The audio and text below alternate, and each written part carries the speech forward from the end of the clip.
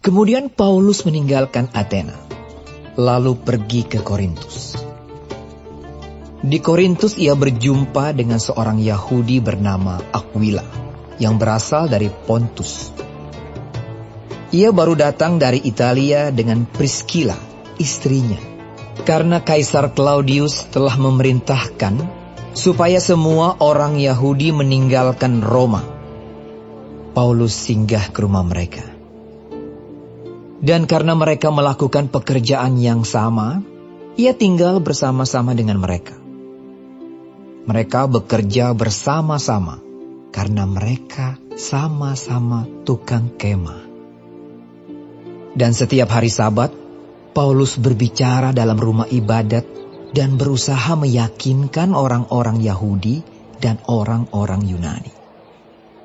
Ketika Silas dan Timotius datang dari Makedonia, Paulus dengan sepenuhnya dapat memberitakan firman, di mana ia memberi kesaksian kepada orang-orang Yahudi bahwa Yesus adalah Mesias.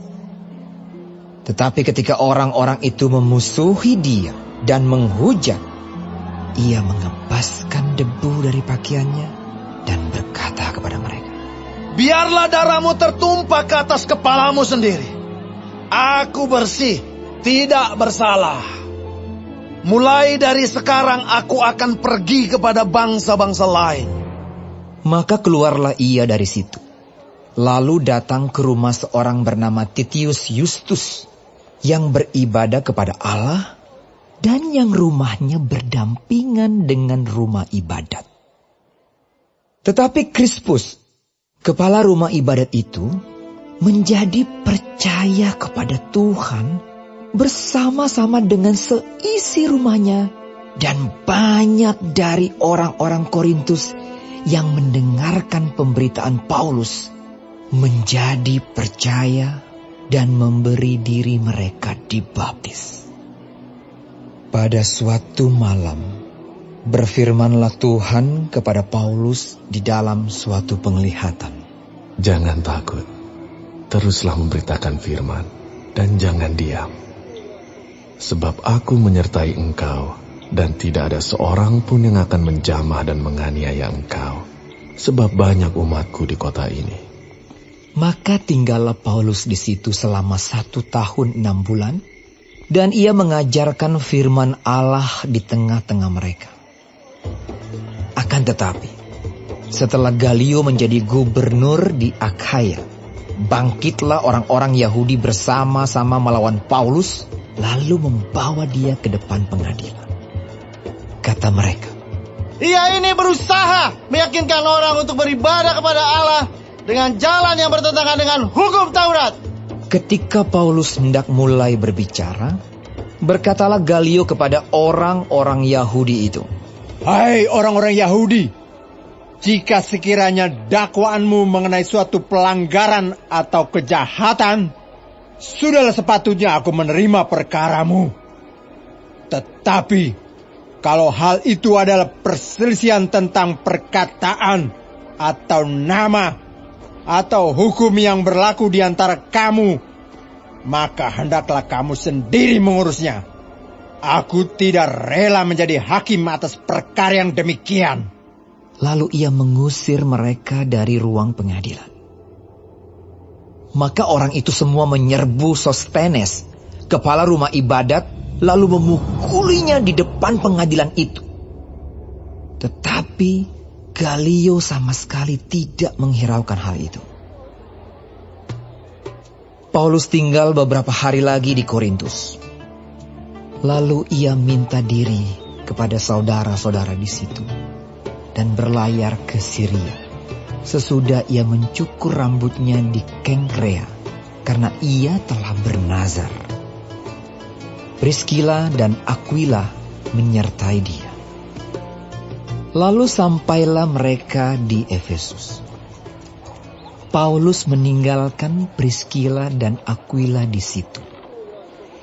Ia sendiri masuk ke rumah ibadat dan berbicara dengan orang-orang Yahudi. Mereka minta kepadanya untuk tinggal lebih lama di situ, tetapi ia tidak mengabulkannya. ia minta diri dan berkata, Aku akan kembali kepada kamu jika Allah menghendakinya. Lalu bertolaklah ia dari Efesus.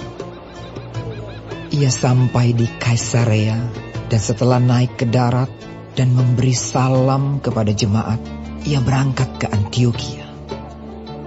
Setelah beberapa hari lamanya ia tinggal di situ, ia berangkat pula, lalu menjelajahi seluruh tanah Galatia dan Frigia untuk meneguhkan hati semua murid. Sementara itu datanglah ke Efesus seorang Yahudi bernama Apolos yang berasal dari Alexandria. Ia seorang yang fasih berbicara dan sangat mahir dalam soal-soal kitab suci. Ia telah menerima pengajaran dalam jalan Tuhan. Dengan bersemangat ia berbicara dan dengan teliti ia mengajar tentang Yesus. Tetapi ia hanya mengetahui baptisan Yohanes. Ia mulai mengajar dengan berani di rumah ibadat. Tetapi setelah Priscilla dan Aquila mendengarnya, mereka membawa dia ke rumah mereka dan dengan teliti menjelaskan kepadanya jalan Allah. Karena Apolos ingin menyeberang ke Akaya, saudara-saudara di Efesus mengirim surat kepada murid-murid di situ, supaya mereka menyambut dia. Setibanya di Akaya, maka ia, oleh kasih karunia Allah, menjadi seorang yang sangat berguna bagi orang-orang yang percaya. Sebab dengan tak jemu-jemunya, ia membantah orang-orang Yahudi di muka umum dan membuktikan dari kitab suci bahwa Yesus adalah Mesias.